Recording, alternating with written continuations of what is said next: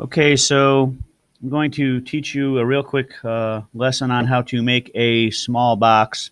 Uh, Small because we can only print so large on our 3D printer bed, and small also because it keeps the time to print the object down. So we have done round boxes in the past, which are kind of neat, but since they give us polygons here, I'm going to drag a polygon from the basic shapes thing and then make that go away so I have more room. Um, First thing I'm going to notice is it goes, darn it, to millimeters. I'm going to go to Edit Grid down here and change my grid units to inches because I think better in inches. If you want to stay in millimeters, I suppose you can. Right now it's giving me some kind of weird measurements. I'm going to make this, I believe it's 2 by 2. So when I click on that box and it highlights it, whatever I type in there makes it that big. So I now have a 2-inch by 2-inch hexagon. And let's see, maybe I'll make it about 1.5 inches tall. So this is a pretty small box, but you could probably fit things like, some earrings or guitar picks or a little bit of change in there.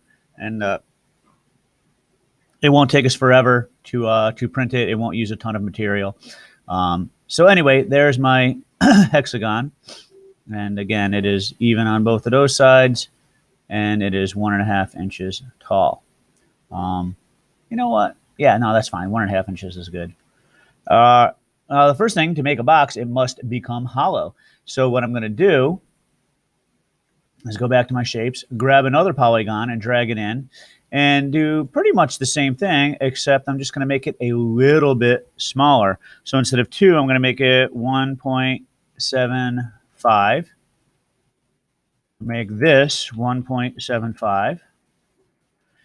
And if I rotate it, I'll make this 1.75 because I want it to stick out a little bit above this guy here. So what I've done is I've made a slightly smaller hexagon, slightly taller hexagon. And what I'm going to do is click on the shape generator here, and I'm going to turn that into a hole. And now I'm going to drag my hole over to this guy and try to fit him in here. Now, fitting him in here can be a little bit tricky. You got to change your view a bunch of times, and sometimes it doesn't work all that well. What you can do is highlight this, click here on the Align tool. When you click on this one and this one, it makes sure it's perfectly centered and that this rim around the outside of the box is even all the way around. Depending upon your perspective, it might not look that way, but apparently it is. Then I'll click out of that, and I'll click this guy, and drag him up just a little bit. You can see down here there's arrows that tell me how high I'm lifting that shape off of this work plane here. And I just want like 1/8 of an inch on the bottom of my box. So, if the hole goes all the way through the box, you put something in it, it's going to fall right out. So by clicking on this little arrow point here and pulling it up and down, there it's a 1/4 inch high, but I don't need even that much. 1/8 of an inch is fine. Okay. Now I want that to be one discrete object. So I'm going to group it together. And when I rotate it around, you can see there it is. It's a hollow hexagonal box that is 2 inches by diameter on either side and 1.5 inches tall. Now I need to make a lid that's going to fit inside this hole nice and tight so the box lid fits in but doesn't fall right off either. So here we go back to my polygon again.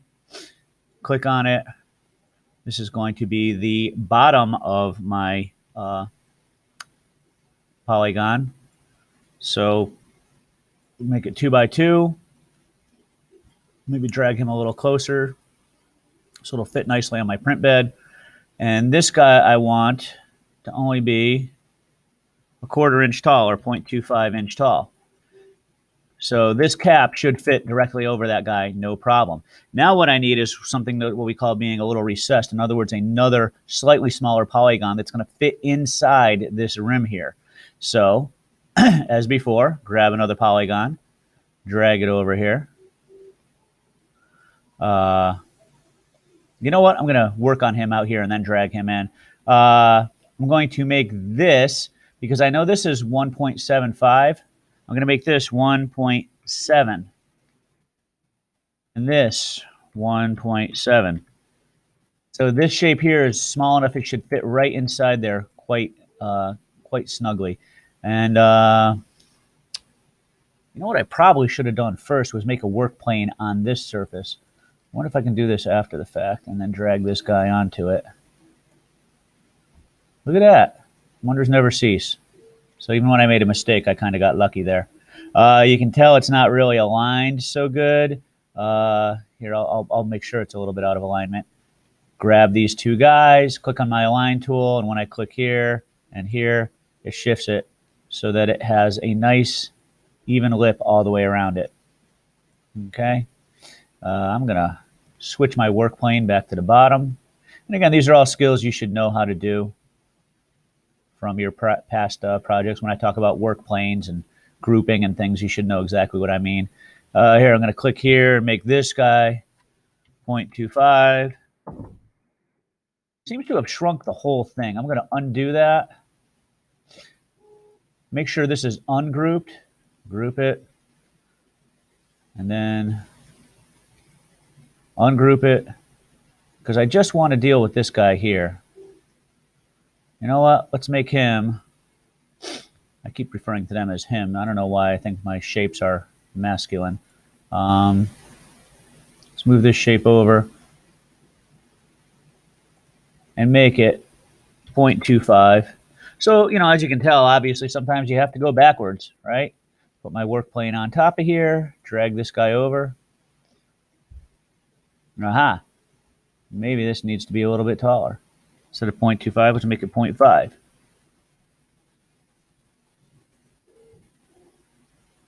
Still no, huh?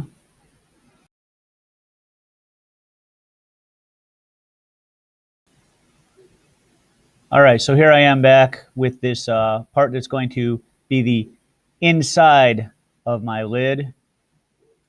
And I'm going to make that I'm going to click in the box, 0.5. So it's a little taller. What that means is when I drag it over here, and you can see that that's off by a little bit. But if I grab these two parts here, click on the align tool, and click this and this, now that should be perfectly aligned. And it's going to stick up a 1/4 inch here, and my lid is going to be a 1/4 of an inch. And this is 1.5 inches, so it'll be 1 3/4 inches tall. Groovy. So now I have my lid and my box there. But now I want to customize it. I want to make it something that's kind of cool. So I'm going to flip it upside down. And let's see if this is going to let me do what I want to here. We all know about the text thing here from when we made our name tag. If I put text on the bottom here, make it much smaller. Can zoom in a little bit.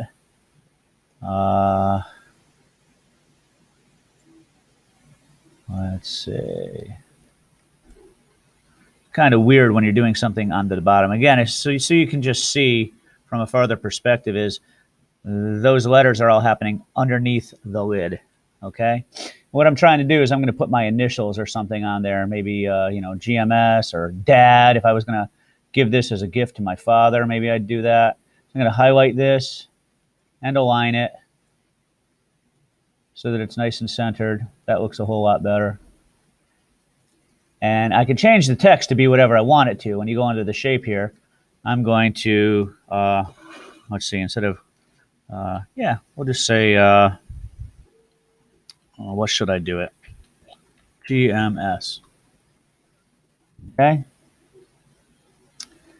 And what I want to do is now put a work plane on the bottom of the, pretty tricky here. There we go. On the bottom of the GMS. There we go. Get rid of this guy. It's kind of in my way. And now I want to move this guy up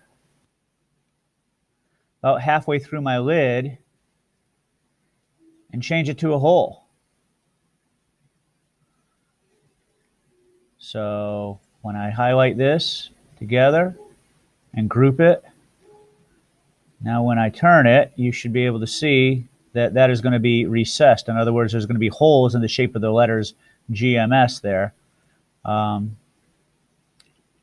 If I try to have them bump out from the lid, it's a lot harder to print it. So if you have it cutting into the little a bit, it's fine. I'm going to switch my work plane back to here. See if that worked. Awesome. So now I've got my hexagonal box. I've got my lid with a recessed lid, which means it's going to fit inside there. It's got some initials or some letters on the bottom of the lid that are embossed into it. Negative space, if you've ever heard about that in art class. And one more thing, I'm going to pick one side of this box, maybe here, and I'm going to pick one more shape.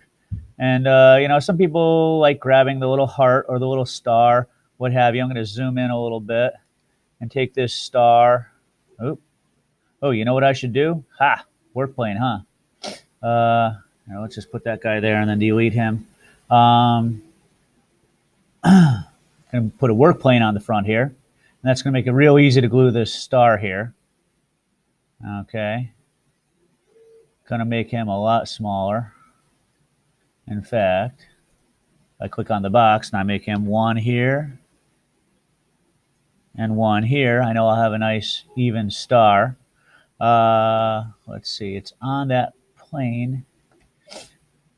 I'm just going to have to kind of slide it over here. Now it looks like my star is a little bit off kilter here a little bit. If I use my compass here, I can go minus, I'll just go minus 5 degrees and enter. Oh, it went to the right, so I'm going to go 10 degrees, and that almost got it there. Let me do another 10 degrees. Oh, I guess it's got to be, we'll try 15 degrees.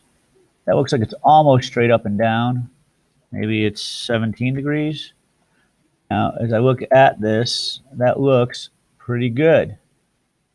Oop, it's hanging off the edge a little bit, huh? I might have to make this guy a little bit smaller so he doesn't mess up my thing. Oh, maybe. Looks like it's going right to the edge of the face of that polygon. Yeah, I think I'm good there. I don't want this guy sticking out too far. So if I click here on this shape,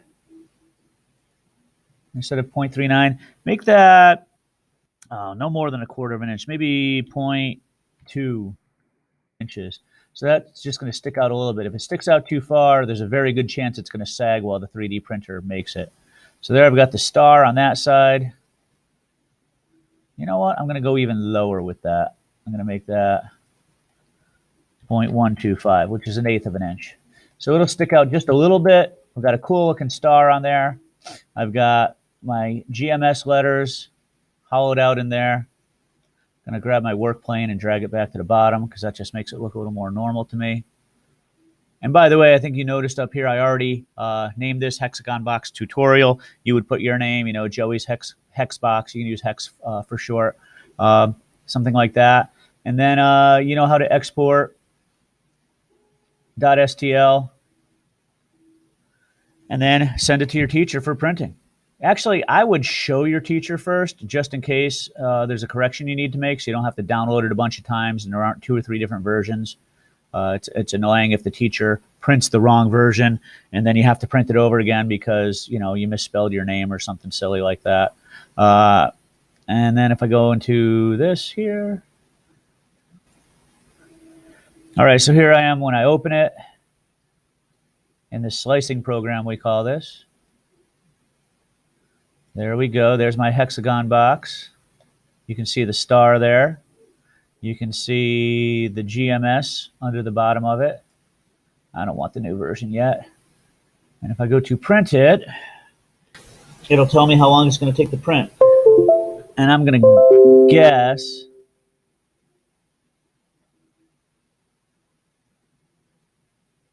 it's going to tell me in a second here how long it'll actually take for the printer to spit this thing out, which does matter when we have multiple students from many classes trying to print all at about the same time of the quarter. So we want to try and keep our prints to certainly under 2 hours or not much longer than that. More of the complex things. Had somebody try to print a lobster or a robot once or some kind of a Formula One car. And boy, those prints were like 3.5, 4 hours, which means we'd only get to really print one thing in a day. That's pretty obnoxious, kind of hogging the 3D printer, so to speak. So right now the computer's thinking on this and trying to figure out how it's going to slice this thing up and tell the 3D printer how to do it. 2 hours, 20 minutes, which is a little long, but it's not terrible. So I could probably print 2 or 3 of those in a day. And I will print this out and show you a photograph of it at some point. All right.